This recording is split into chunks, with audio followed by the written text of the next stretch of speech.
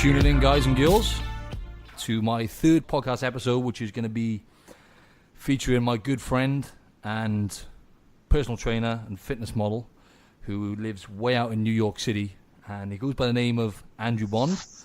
How you doing, And? What time is it over there, mate?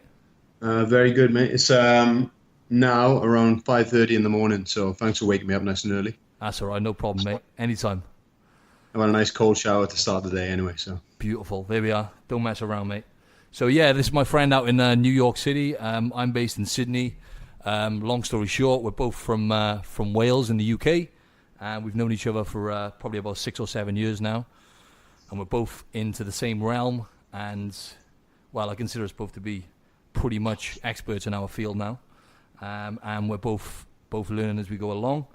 And today we're going to be chatting about the topic intermittent fasting.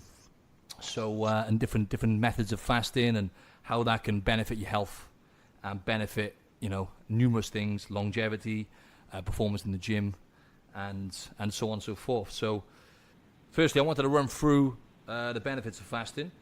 When we're fasting, obviously, intermittent fasting is becoming more and more popular now as a hot topic. Andrew, how long have you, when was it you started implementing intermittent fasting, and what is your, if you can just give me a heads up on what your logic is and what your kind of, what your methods are, and if you could just explain exactly what it is to the listeners, based on what you've experienced. I initially started throwing it in there probably a couple of years back when I was back in the UK, but at that time I don't think I was right mentally to do it. Yep. I was just doing it out of the kind of a fashion statement that it was the new in thing to do. I didn't look into it too deeply and didn't read into it, and I found it a struggle at that point. Yeah, so it was almost like starvation instead of the health benefits that come with fasting. Yeah, pretty much. So you were doing it primarily, like you were saying to me just then. A lot of people do it primarily for fat loss and for losing weight, don't they? Which is, what you're saying is it could be. You could be setting yourself up for failure if you're going into it for the reasons you went into it, right? Yeah, if you're highly stressed anyway. I was managing a gym at the time and my stress levels were through the roof. When you're in a highly stressful job all day and you add that on top of it, it just drives you crazy basically, mate, because you're just hungry all the time. So It's probably not the best example to give. But recently I feel that I'm at a point now where I'm a lot healthier. I'm in touch with my body more, so I will utilize it more. So I'll utilize it now if I have like a busy day in work, and I need to be motivated and focused throughout the day. If I have, maybe I'm underladen calories, so I may have a high calorie day. So I'll utilize it when I need to give my digestive system a rest the following day. So a 16 to 20 hour fast then. Then maybe if I'm going into a fat loss phase, and I'll hold off on my food after training, just use fat as my main energy source, and my glycogen stores are depleted. Okay. That was great information. I just wanted to just skim through exactly why I've aired this episode and based it on intermittent fasting, because it can be used as a very, very beneficial tool for health. I mean, the way I look at it is it's going to benefit your health in numerous different ways, and I want to in later episodes run through other stuff like Andrew was stating, your stress levels and how much you sleep in, what foods you putting into your body. These are all at the top of the list, and fasting is just a tool you could use to benefit longevity. I mean, cellular repair. So what they found now with new studies is that the body actually kind of in a sense regenerates itself when you fast for certain periods. So myself, that's if you prolong the fast a little longer, right? 24 to 72 hours, they say, don't they? Yeah. Yeah. That's right. Yeah. So I mean, I think the most benefits when it comes to cellular repair and the immune system wiping out the immune system tends to wipe out dead cells, and basically the immune system kind of repairs itself. It's a process called autophagy, if I remember rightly. So the body, the cells kind of remove waste material from the system, the immune system, and it helps the body repair. But I think this is normally more common within like a 24 to 72 hour fasting period, which is a bit more extreme. I mean, myself, I tend to use intermittent fasting, which is more like a 14 to 18 hour fast, which I tend to integrate most days into my regime. So I'll normally kind of break my fast generally late morning or midday. So around about 11 a.m. to 1 p.m. I'll break my fast. And then I'll normally cut my food off the night before, around about 8, sometimes 9 p.m., depending on what time I finish work. You know, I don't really plan this. I don't really schedule it as much now, which is a good thing, because before I used to have to kind of, really think about it and integrate it in myself. But now it's just become part of my lifestyle, which is what I wanted to kind of explain to the listeners. And you've managed to bring it in and jet it into a lifestyle as well, yeah, Andrew? Yeah, that's right, mate. So I'll on my days where I'll do lower calories, probably where I do less activity, I'll probably aim for around 2,000, 2,500 calories because I don't need it to utilize it for energy. So I'll probably throw in then maybe a 16 to 18 hour fast on those days. Break it off probably 9 at night when I get home from work at my last meal. Exactly the same as me, yeah. So I was saying I break mine at about 11, maybe 1 p.m. So I'm in exactly the same kind of window as Andrew. So I generally I'll fast for about 14 to 18 hours each day within a 24-hour period. However, I've just found now, basically Dr. Rhonda Patrick, who is someone I really look up to, she is now saying that actually anything other than water takes you out of your fast technically. I mean, you're still in a fasted state, but you're also not, because your liver still has to kick out a bit of glycogen. So what I'm getting at here is I tend to have a coffee sometimes in the mornings. Obviously, I'm not eating, but apparently it's not quite as effective unless you're just having water. So I've tried to hold off the caffeine now as well for a bit longer. Do you normally still have a coffee in the mornings, or do you have a herbal tea? I struggle without a coffee, if I'm honest. Same. So I'll throw in some black coffee when I'm fasting and water, and that's it. Yeah. I know people try and utilize amino acids, and obviously there's a craze bulletproof coffee now. Yep. Which totally breaks your fast, right? So, yeah, for sure, man. Yeah.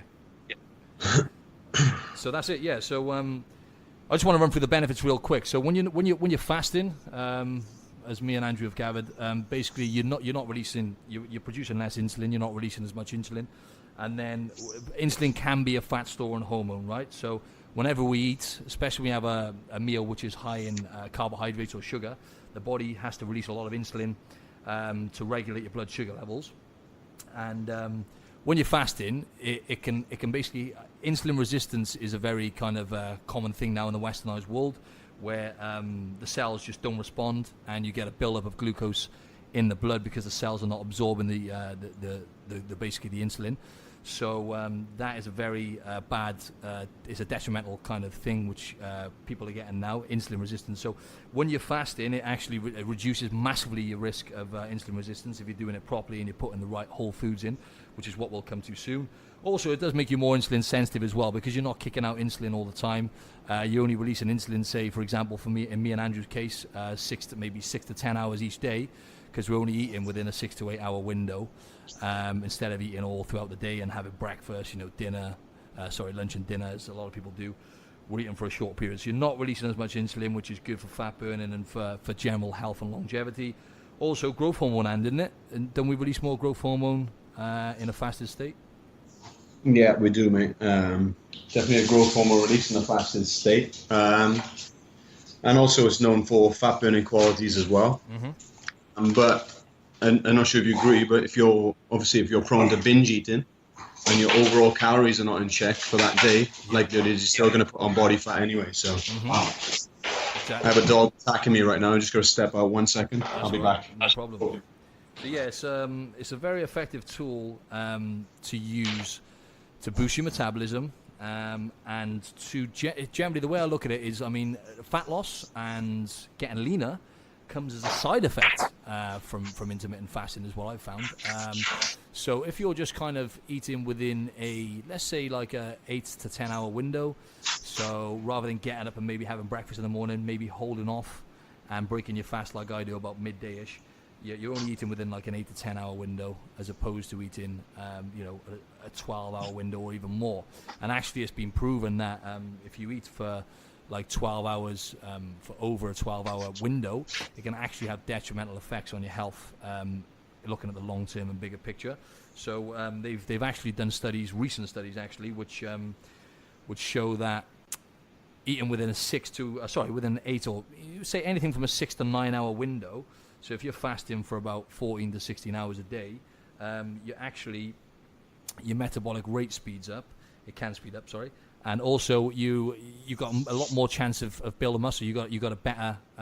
It promotes muscle growth essentially. So it's quite crazy really to think that you would never think from holding off food for certain periods would help you build muscle faster, but actually your body's ability to assimilate nutrients and synthesize protein and break down the calories becomes a lot more efficient because you're telling your body it's basically not getting food as often, so it becomes more efficient. So longevity as well, eating within that 8 to 9 hour window actually has been proven better all-round longevity and health. And also endurance as well. They've proven in some athletes that they've improved endurance and cardiovascular stamina in general from just eating within an 8 to 9 hour window. Is that with long distance runners or long distance runners? Yeah, I think it's any kind of endurance athletes. They've done tests on cyclists and I think long distance runners, and they found they're more efficient. The body's more efficient, utilizing iron and red blood cells and hemoglobin and stuff from eating within a shorter window. So it's fascinating stuff really. And if you look at evolution, and I mean look at the history, and we evolved from kind of eating what was available and then sometimes having to fast for days. So I think it kind of makes sense really. What's your thoughts on that? Exactly the same, man. If you would fast and you'd be hunting for food, you'd probably find an animal and you'd eat everything on the animal. Exactly. The outer layers to the carcasses to the eyeballs, I'd imagine. Yeah, that's it. So generally as well, you bring that into play, you're going to be, if you were going back to evolution, you're going to be eating the animal fats, carcasses, etc. And you're also going to be eating a lot of vegetables. So that's kind of the type of meal that I would generally break my fast with, is a high-fat, high-protein meal with a lot of vegetables. I do that because it's satiating. It fills me up following a long fast, and I don't want to overeat because I find if I go straight for carbohydrates or sugar, chances are I'm going to eat a lot of calories in one hit. There we are. You just answered the question I was gonna fire at you then anyway. So yeah, I want to go into that as well. When I tend to break my fast, for the most part, I'll break my fast with plenty of veggies. I mean, I tend to have plenty of veggies every meal, just like yourself. But it'll be more of a kind of high protein, high fat meal instead of a carbohydrate-rich meal, because as you said, it's going to give me a big rush of insulin then, and it's going to kind of increase my cravings, and I'm not going to have as much satiety. So I'll tend to break my fast with a meal. Say for example, today for example, I broke my fast with salmon, some organic salmon fried in coconut oil, and half an avocado, load of greens, and some macadamia oil. So all of those things there I mentioned, like avocado, macadamia oil, which is a type of nut, and salmon, you get the omega-3 fatty acids. It's a really high fat meal, but healthy fats. It's not bad fats. It's healthy fats, and then that's gonna suppress my appetite for longer. So, yeah, I was gonna ask you as well, and what's the longest you fasted for? Because I remember you telling me you were gonna do a 48-hour fast before. Did that go down, and if so, how did it go down? I utilized that probably in the wrong way. To justify eating bad foods. You weren't starving yourself again, were you, mate? Huh? You weren't starving yourself again, were you? I starved myself, mate, and then I just binge ate. So I definitely wouldn't recommend that. But I did it for, I knew that I'm going to overdo it on Thanksgiving and Christmas. I'm only human. Yeah, exactly. I do slip up sometimes, So first time was Thanksgiving in America. I did it for 2 days. I felt like my energy surged. There's a moment where you're slightly hungry, but when you're working a lot of hours, I feel that I have extra motivation and drive. How did I break the fast? I broke it during the meal. So my wife's family's Spanish, Dominican, so they have a lot of carbohydrates in their diet in terms of meal for Thanksgiving. So it's rice and beans. They have a good quality fatty meats like pork shoulder, things like that. So what I did first, I ate the meat and salad and vegetables first, and then I hit the carbs later. So I kind of ensured that I didn't overdo it too badly. Let's not mention like the couple of slices of pumpkin pie I had straight after that. But it didn't end up as badly as it could have, because I put that fast in first. But I wouldn't justify starving yourself first and then doing it. That's what I wanted to share with the listeners as well. It's like a lot of people nowadays, you know, their main goal is to get in shape. I mean, it's the kind of world we live in now. In a sense, it's a bit of a superficial world that we're in nowadays. And a lot of people, I mean, even when they come to you as a personal trainer, most people are looking to aesthetically kind of get in shape and look good. I mean, let's face it, we all want to look good, but you know, we need to delve a bit deeper into being healthy and looking after our bodies. So when it comes to fasting, I mean, if you're going to go into doing intermittent fasting you're going into it to essentially just lose weight and lose body fat, you're definitely going into it for the wrong reasons. And I just wanted to make this clear. Like Andrew skimmed over at the start with me. Basically, I mean, you need to get the other stuff under control. So you need to be looking after your body. You need to be training properly. If you're going to train and lift weights to build muscle, which is the most effective way to get in shape as such, because it's going to elevate your metabolism, and not going to go too much into that, but we all know lifting weights is the most effective way to actually get in shape and sculpt your body. You need to be doing that properly. You need to be sleeping right. You need to be kind of obviously putting the right foods in. So intermittent fasting is a tool that can be used, and it can really, really benefit your health in numerous different ways. But you have to implement it properly, and you can't use it in a way where you're just going to be in your head kind of starving yourself and holding off food as long as you can, because that's just going to build more of an unhealthy relationship with food. And the bottom line is intermittent fasting, and any type of fasting really, it is a stress on the body, just like training, just like, you know, numerous things we can do to benefit our health. They are minor stresses on the body, which can be a good thing. However, you know, it's still a stress on the body, and if you don't apply it properly and you're not getting your body in a healthy state, you know, prior to doing it, then it can be detrimental. So I wanted to clear that up. Go on. What about people who should probably implement fasting, like those who don't enjoy breakfast? Mm-hmm. You don't have to eat breakfast. It's not the most important meal of the day. We know that now. Yeah, we know we've all been brainwashed. Let's go over that quickly, Andrew, as well. I mean, even eating, let's just look at like eating 3 meals a day. Where did this come from, you know? If you think about it, there's not a great deal of logic in eating, like you said, breakfast. You know, breakfast being the most important meal of the day. I mean, that has come from people trying to make money, from these companies marketing to sell their cereals and the processed foods, really, isn't it? You know? Yeah. Same with eating frequently meals filled with protein. That's from protein companies, supplement companies doing that as well. Yeah, so let's put that out there. Drinking straight after training a protein shake. Definitely. Again, you can fast after training. It's probably better for your gut anyway. That's it. So stopping you there quickly, like our paradigm, mine and Andrew, our paradigm has completely shifted over the years. I mean, it's almost what we're telling you is what we have kind of used to transform over the last few years. I mean, it's almost like the opposite of what we've been told, isn't it? You know, you need to eat every couple of hours, protein every couple of hours, you know, eat little and often, 6 meals a day. But in reality, that's actually probably worse for your health in the long term. If you think about it, you're making your body constantly work to break down food. So your body is under a little minor bit of stress every time it has to digest food. So if you can do it more infrequently and put the right foods in, surely that makes sense in terms of longevity. You'd think that would be, you know, a lot better, wouldn't you, And? Mm-hmm. And I think also another benefit I found from it, probably one of my top 3 benefits, is not having to rely on prepping meals, relying on Tupperware, and that allows me to put my energy into other more important things. Mm-hmm. Yeah. You know? So I'm not constantly worried about where the next meal is coming from. Next meal. Now I know that if I haven't got food with me, I can just hold off for 2, 3, 4 hours or more. Exactly. I'm not gonna die. I'm not gonna starve. My muscles not 100%. Gonna waste. I can totally relate to that, yeah, because obviously doing what we've done with Andrew's done a lot of different modeling shoots, and we both competed on stage numerous times. And you know, I used to take my bag, my rucksack with a chiller in there, an integrated chiller in there, and I wouldn't go anywhere without my 5 or 6 meals with me. That's no way to live for a start. And I used to think, you know, muscle was going to fall off my body if I missed a meal. But now now after implementing fasting into my regime, now I know, just as Andrew was saying, I'm not going to starve to death. If I'm in work and let's just say I have a meal in work, and then I've got like 5 clients in a row, and I've got I've got emails to do and admin or whatever, and I sometimes have to go 6, 7, sometimes 8 hours, then an 8-hour gap without food. But I know that I'm not going to starve to death, and I could just eat when I get home, and muscle's not going to fall off me. It's all a myth, you know. Having protein within the 20-minute window after training, that's another myth. It's actually better to wait for a bit to let the blood settle in your stomach. And yeah. How much better is that for you psychologically now, thinking about that 8-hour gap you have in work? And beforehand, you would have been like, right, oh my God, I got to eat, I got to get a protein shake in, like processed protein shake. Exactly. How much added stress would that be to you? So much added stress, yeah. Where now you're just relaxed and calm, and you're going to get more benefits from less stress. Definitely. Too important, okay?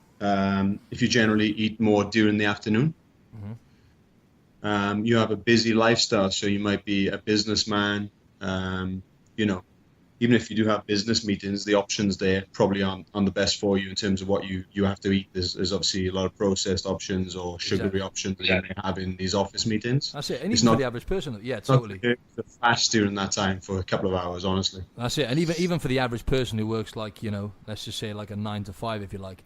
I mean, let's face it, if they could get to a point where they're like, okay, yeah, do you know what? I'll give it a go. I'll miss breakfast, and then I'll, because people who work 9 to 5, and just generally, I mean, a lot of people do like to have like a feast in the evenings, right? I mean, it's quite nice once you've been in work all day. Come home, great. Yeah, have a nice feed. It's a social thing as well, right? If you have family, come home, you sit around the table. It's a social gathering.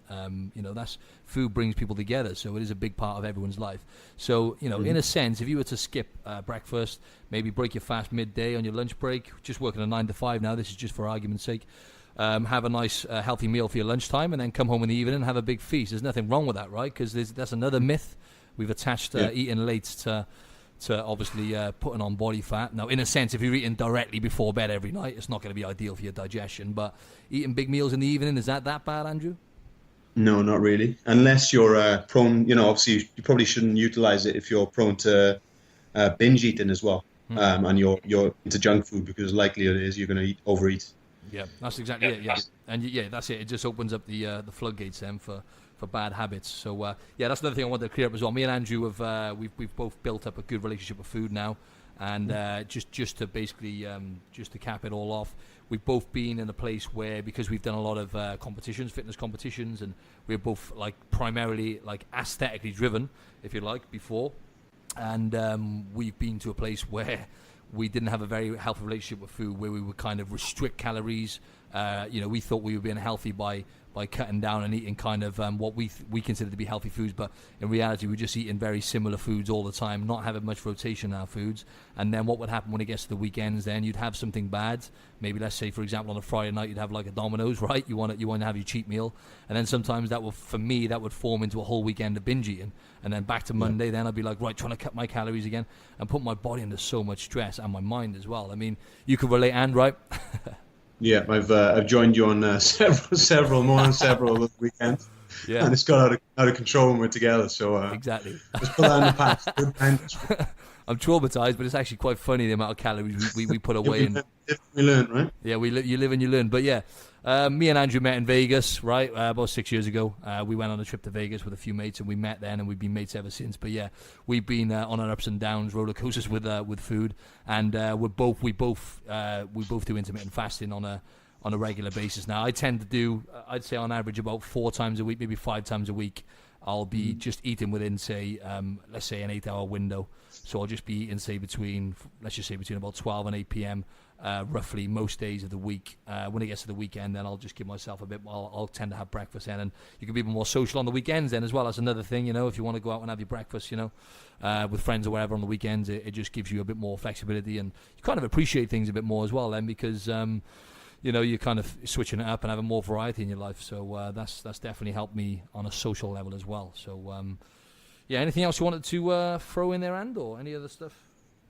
We can do people who probably shouldn't fast as well. Good call. People who are athletes, for example, who are training twice a day. If you're training twice a day, chances are you're gonna have depleted glycogen stores after your first training session, so you should start stocking up then. Probably people who are in a highly stressed environment as well. They shouldn't be fasting. Definitely. People who don't deal with hunger very well. The list goes on, really. Sure. So, and I mean, most people nowadays, they are without realizing it. As you know, and you witness with your clients and stuff. I mean, people are in a stress state. This day and age we live in with technology, a lot of people have sedentary jobs. They don't move enough. They're not really prioritizing with certain things like moving, eating the right foods, and kind of exercising properly. So these are the things on the top of the list. Once you get into kind of eating the right foods, then you can bring fasting in as a tool to utilize. So Yeah, we just wanted to clear up how it can benefit, health, longevity, performance in the gym. But also, I mean, you don't have to worry about having big meals. It's no big deal. It's like we've been told to eat little and often and have small meals every couple of hours. In fact, if you try switching to the opposite way and having maybe bigger meals and less of them, you'll probably find it'll benefit you. You'll feel better for the most part, not for everyone. But it's something worth maybe looking into and implementing here and there. Yeah, what's your name on Instagram, and fire off some of your social media handles. You can follow me on Instagram at Mr. Bond Fitness, BOND, and email inquiries at mrbondfitness@gmail.com. Yeah, so me and Andrew, I also wanted to say we'll be doing some more online coaching work now. I've got a few slots available, so we're going to be helping people. If you're interested in kind of getting a healthier lifestyle and learning about what foods work for your body and training, and you want a good training plan, which is going to be beneficial long term, me and Andrew are going to be looking to get into that now online as well. So obviously, Andrew just give you his email address, so feel free to fire him an email address if you have any inquiries. Also, just going to fire off my handles. Give me a follow on Instagram. That's where I tend to put most of my stuff on and do my thing. At Martin Silva Fitness. Also, my YouTube channel is also Martin Silva Fitness. If you type that in and subscribe, that'd be great. And what else have I got? Yeah, obviously my podcast. If you could subscribe to this podcast, and more importantly, if you could leave a review, if you like this episode, leave a review, 5-star review ideally, and yeah, optimize your body with Martin Silva. Subscribe on iTunes and leave a review. Be really grateful. We're going to be firing out a few episodes now. I'm going to be more consistent now, more content.